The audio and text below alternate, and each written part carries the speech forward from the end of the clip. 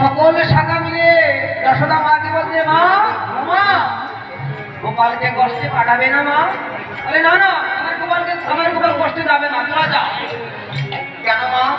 বলে আমার গোপালের পরে খালি অকাশুক অকাশুক বিপদ আসে, আমার গোপালকে আমি কষ্টে পাঠাবো না। তখন শ্রীরাম বলছে, মা গো তোমার গোপালকে ছাড়া তো আমরা আনন্দ পাবো না, কৃপা করে ও মা পাঠান না আমাদের সঙ্গে। বলে না, তোমার গোপালের পরে বিপদ আছে।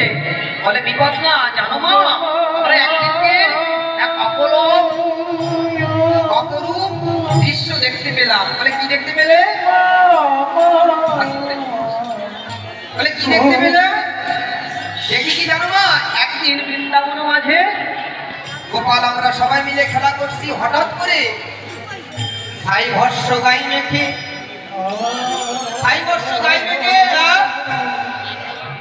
মহাপুরুষ এসে হাজির হলেন। দেখতে কেমন? ছাই ভস্য গাই মেখে মহাপুরুষ আসলেন। বলেন ছাই ভস্য গাই মেখে এক মহাপুরুষ আসলেন গোপালের কাছে।